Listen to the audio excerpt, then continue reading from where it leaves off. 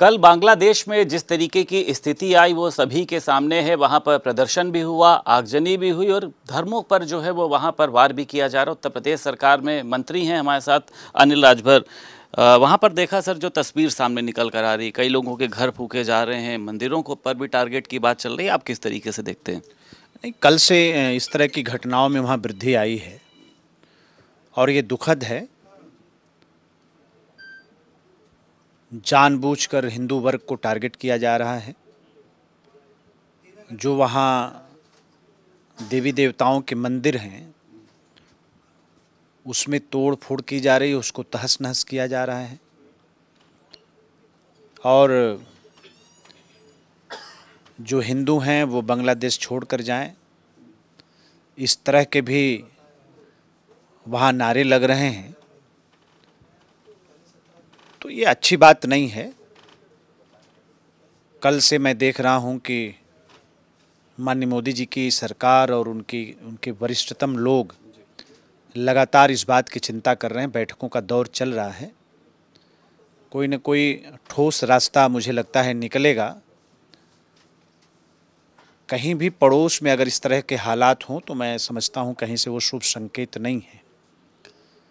और अब बात तो निकल कर सामने आ ही रही है। जिस तरह से पाकिस्तान और चाइना ने साजिश करके इस तरह की स्थिति वहाँ पैदा की है, वहाँ के लोगों को बड़ा धैर्य के साथ इन परिस्थितियों का सामना करना चाहिए।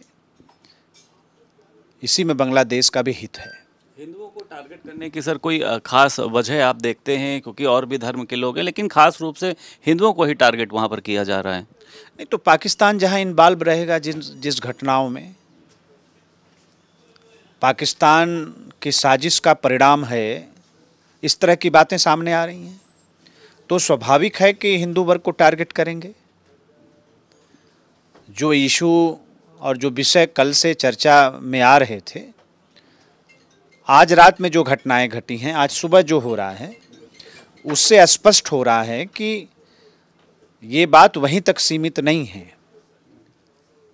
और पाकिस्तान हो, चाइना हो, भारत के प्रति किस तरह की मंशा रखता है दुनिया जानती है। इसकी आंच और कहीं भी पहुंच सकती है अगर यही हालात रहे इस तरीके से। नहीं, और कहीं नहीं पहुंचेंगी। कल से हम लोग जैसा महसूस कर रहे हैं, जो हमारी सुरक्षा एजेंसियां हैं कल से सक्रिय हुई हैं। माननीय प्रधानमंत्री जी हर समय इस पूरी घटना पर अपनी नज़र बनाए हुए हैं।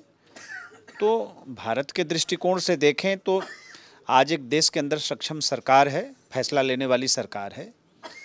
ये कोई दिक्कत नहीं भारत को, लेकिन पड़ोस में इस तरह की घटना है तो उस बात को लेकर चिंतित रहना चाहिए। हम सब लोगों को सजग रहना चाहिए। उपचुनाव को लेकर सर लगातार आप लोगों की भी तैयारी चल रही है। कल मंत्रियों को भी मुख्यमंत्री योगी आदित्यनाथ ने अपने आवास पर बुलाया था।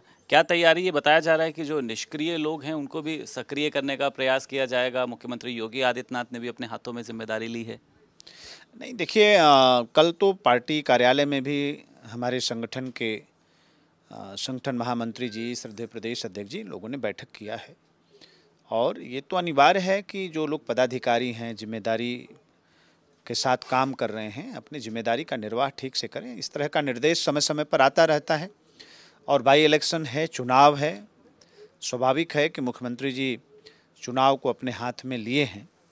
और कई बार हम लोगों की बैठकें भी हुई हैं और ठीक तरीके से योजना बनाकर हम लोग चुनाव में जा रहे हैं। सर लगी हुई है तैयारियों में। ये चर्चा सामने निकल कर आ रही है कि मिल्कीपुर से अवधेश प्रसाद के बेटे अजीत प्रसाद को चुनाव लड़ाया जा सकता है। वही अवधेश प्रसाद है जिनकी अयोध्या में जो गैंगरेप का आरोपी था उसके साथ तमाम तरीके की तस्वीरें भी वायरल हुई। देखिए, इस तरह के ये लोग हैं। अब मुलायम सिंह जी स्वर्गवासी हो गए, उनके बयान को तो दुनिया जानती है। तो उनके द्वारा बनाई गई समाजवादी पार्टी उस दायरे से कितना बाहर निकल सकती है। तो ये कोई आश्चर्य की बात नहीं है कि एक बलात्कारी के साथ समाजवादी पार्टी के सांसद खड़ा हो रहे हैं। और जहाँ तक उनके बेटे को चुनाव लड़ाने की बात है, तो समाजवादी पार्टी अपने परिवार से बाहर कहाँ। परिवारवाद का एक जीवंत उदाहरण देश के अंदर है। जो चुनाव बीते हैं उसमें भी आपने देखा होगा। अभी बाई इलेक्शन आ रहे हैं।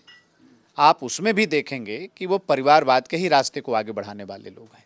प्रियंका गांधी सर लगातार महिलाओं की बात करती हैं, लड़की हूँ लड़ सकती हैं, ऐसे तमाम नारे उन्होंने दिए, लेकिन इस मामले पर उनका खुलकर सामने ना बोलना, आपको लगता है कि दोनों आपस में मिले हुए हैं सहयोगी दल पर, इसलिए उन्होंने कोई टिप्पणी भी नहीं करी?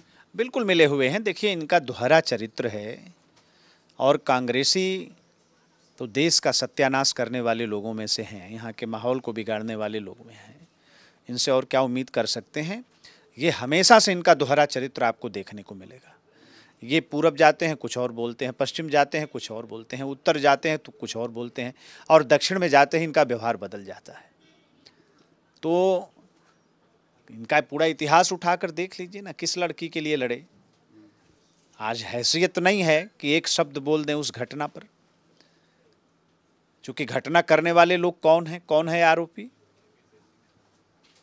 तो ये राहुल गांधी और प्रियंका गांधी के लोग हैं, उनके अपने हैं, तो कैसे बोलेंगे? एक आखिरी सवाल सर, मायावती कह रही है कि हम सुप्रीम कोर्ट के फैसले को नहीं मानते हैं और आरक्षण के मुद्दे को वो धार बनाएंगी इस चुनाव में, तो आपको लगता है कोई नुकसान पहुंचेगा? आरक्षण को लेकर लगातार सर आपकी सरकार को घेरने का प्रयास किया गया है। ना, कोई किसी प्रकार का कोई नुकसान नहीं पहुंचने वाला है।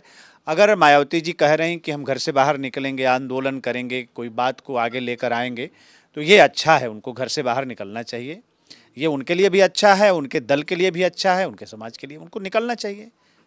घर में बैठ के बातें करना अच्छी बात नहीं। बहुत शुक्रिया बात करने के लिए। उत्तर प्रदेश सरकार में कैबिनेट मंत्री अनिल राजभर हमारे साथ मौजूद थे। लखनऊ से वीडियो जर्नलिस्ट अरविंद कुमार के साथ संदीप खेर, भारत समाचार।